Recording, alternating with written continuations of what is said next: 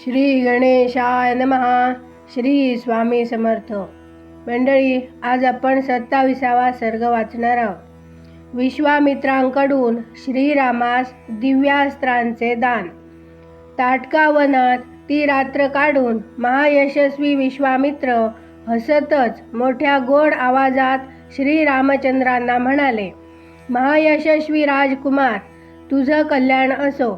ताटका वधानं मी तुझ्यावर संतुष्ट झालो आहे, तेव्हा मोठ्या प्रसन्नतेनं तुला सर्व प्रकारची अस्त्र देत आहे.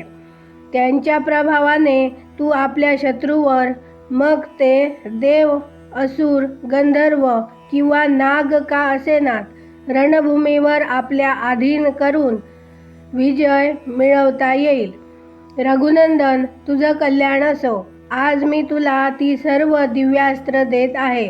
वीरा, मी तुला दिव्य व महान दंडचक्र, धर्मचक्र, कालचक्र, विष्णुचक्र आणि अत्यंत भयंकर ऐंद्रचक्र देईन. नरश्रेष्ठ राघव, इंद्राचं वज्रास्त्र, शिवाचं श्रेष्ठ त्रिशूळ आणि ब्रह्मदेवांचं ब्रह्मशीर नावाचं अस्त्रही देईन. महाबाहू, त्याबरोबरच तुला ऐशिकास्त्र आणि परम उत्तम ब्रह्मास्त्रही देईन.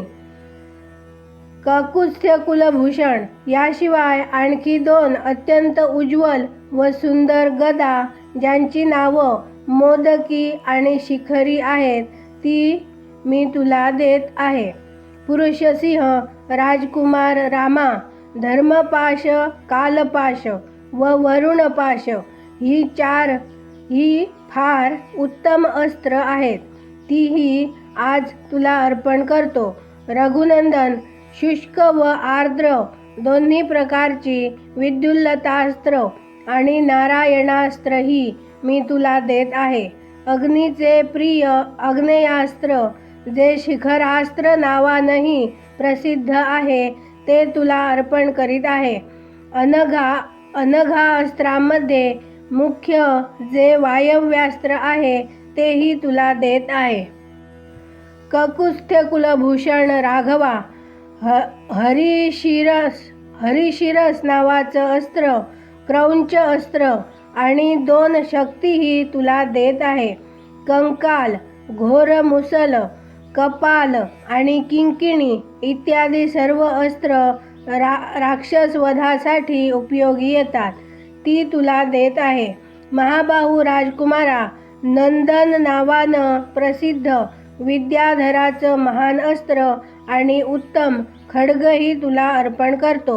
रघुनंदन, गंधर्वांचं प्रिय संमोहन नावाचं अस्त्र, प्रस्वापन, प्रशमन आणि सौम्य अस्त्रही देत आहे. महायशस्वी पुरुषसिंह राजकुमार, वर्षण, शोषण, संतापन, विलापन आणि कामदेवाचं प्रिय दुर्जय अस्त्र, मादन, गंधर्वांचं प्रिय मानवास्त्र आणि पिशाच्यांचं प्रिय मोहनास्त्रही माझ्याकडून घे. नरश्रेष्ठ राजपुत्र महाबाहू राम, तामस महाबली सौमन, संवर्त, दुर्जय, मौसल, सत्य आणि मायामय उत्तम अस्त्रही तुला अर्पण करतो. सूर्यदेवाचे तेजप्रभ नावाचे अस्त्र, जे शत्रूच्या तेजाचा नाश करणार आहे, ते तुला अर्पण करीत आहे. सोमदेवांचं शिशिर नावाचं अस्त्र, विश्वकर्म्यांचं अत्यंत दारुण अस्त्र, भगदेवाचंही भयंकर अस्त्र आणि मनुचं शितेशु नावाचं अस्त्रही तुला देतो. महाबाहू राजकुमार श्रीराम, ही सर्व अस्त्र इच्छेनुसार रूप धारण करणारी, महाबलानं संपन्न आणि परम उदार आहेत. तू लवकरच यांचं ग्रहण कर. असे म्हणून मुनिवर विश्वामित्र स्नान इत्यादींनी शुद्ध होऊन पूर्वाभिमुख होऊन बसले आणि अत्यंत प्रसन्नपणे त्यांनी श्रीरामचंद्रांना त्या सर्व अस्त्रांची माहिती दिली. ज्या अस्त्रांचा पूर्णपणे संग्रह करणे देवांना सुद्धा दुर्लभ आहे, ती सर्व अस्त्रे विप्रवर विश्वामित्रांनी श्रीरामचंद्रांना समर्पित केली.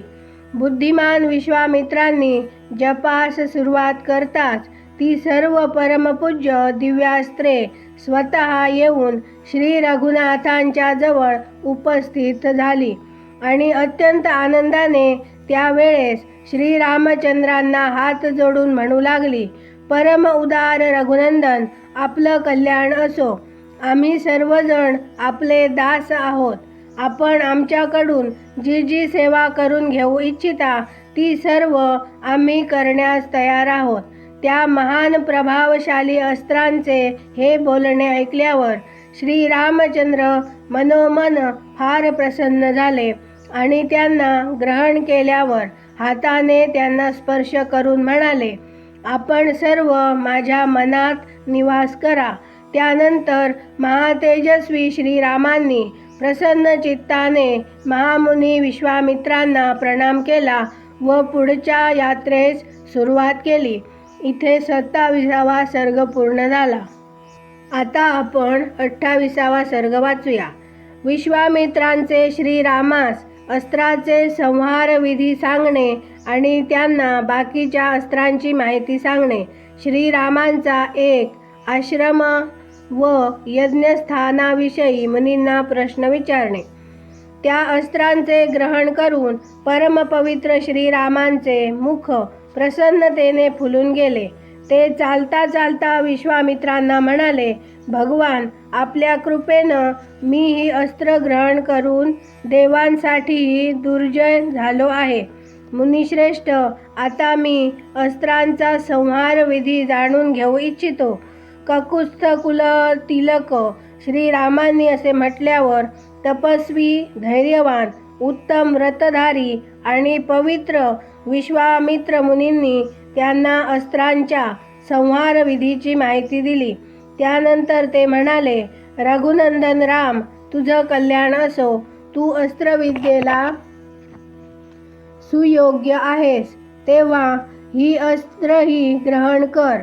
सत्यवान, सत्यकीर्ती, दृष्ट, राभस, प्रतिहारतर, प्रांगमुख, अवांगमुख, लक्ष, अलक्ष, दृढनाम, सुनाम, दशाक्ष, शतवक्त्र, दशशीर्ष, शतोदर, पद्मनाभ, महानाभ, दुंदुनाभ, स्वनाभ, ज्योतिष, शकुन, नैरास्य, विमल, दैत्यनाशक, यौगंधर आणि विनिद्र, दैत्य, प्रमथन, शुचिबाहू, महाबाहू, निष्कली, विरुच, अर्चिमाली, धृतिमाली, वृत्तिमान, रुचिर, पित्र्य, सौमनस, विद्युत, मकर, परवीर, रती, धन, धान्य, कामरूप, कामरुची, मोह,